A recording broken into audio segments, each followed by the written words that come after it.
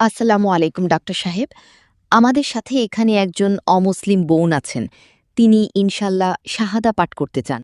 আসসালামু আলাইকুম বোম। আপনার নাম কি? আসসালামু আলাইকুম। আমার নাম সামরিন। ওয়ালাইকুম আসসালাম। সামরিন বোন, আপনি আগে কোন ধর্মের অনুসারী ছিলেন? আমি খ্রিস্টান ছিলাম। আপনি কি ইসলাম গ্রহণ করতে চান? হ্যাঁ, অবশ্যই। আপনি কি বিশ্বাস করেন যে ঈশ্বর, আল্লাহ একজন? হ্যাঁ, অবশ্যই। আপনি কি বিশ্বাস করেন যে ঈসা অর্থাৎ যিশু আলাইহিসসালাম ঈশ্বর, নাকি তিনি আল্লাহর একজন পয়গম্বর, নবী?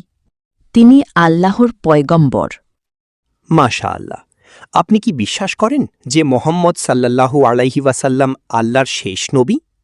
ইসলাম গ্রহণের জন্য দুটি প্রধান শর্ত রয়েছে। প্রথমটি হল বিশ্বাস করা যে আল্লাহ ছাড়া কোনো উপাস্য নেই, এবং দ্বিতীয়টি হল মোহাম্মদ সাল্লাল্লাহু আলাইহি ওয়াসাল্লাম আল্লাহর শেষ নবী।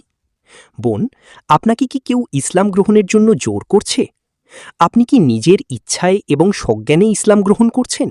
হ্যাঁ, আমি বিশ্বাস করি যে মুহাম্মদ সাল্লাল্লাহু আলাইহি ওয়াসাল্লাম আল্লাহর শেষ নবী।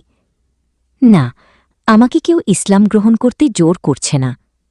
আমার আশেপাশে অনেক মুসলিম ভাইবোন থাকতেন। তাদের জীবনযাপন এবং আচার-আচরণ দেখে আমার খুব ভালো লেগেছে এবং আমি সিদ্ধান্ত নিয়েছি আমি মুসলিম হতে চাই। এটা আমার একান্ত ইচ্ছা। মাশাআল্লাহ। তাহলে আমার সাথে সাথে বলুন, আশহাদু আল্লা ইলাহা ইল্লাল্লাহ ওয়া আশহাদু আন্না মুহাম্মাদান আবদুহু ওয়া রাসূলুহু। আশহাদু আল্লা ইলাহা ইল্লাল্লাহ ওয়া আশহাদু আন্না মুহাম্মাদান আবদুহু ওয়া রাসূলুহু। মাশাআল্লাহ, আপনি এখন একজন মুসলিম। আল্লাহ আপনাকে জাযাকাল্লাহ খাইর দান করুন। আল্লাহর রাসূল বলেছেন, যখন কেউ ইসলাম গ্রহণ করে তখন তার আগের সব গুনাহ মাফ করে দেওয়া হয়। আমি দোয়া করি আল্লাহ আপনাকে এই দুনিয়ায় কল্যাণ দিন এবং আখিরাতে জান্নাত নসিব করুন। আমার অনুরোধ থাকবে, আপনি আপনার পরিবারকেও ইসলামের এই সুন্দর মেসেজ পৌঁছে দিন এবং তাদেরও ইসলামের ছায়াতলে আনার চেষ্টা করুন।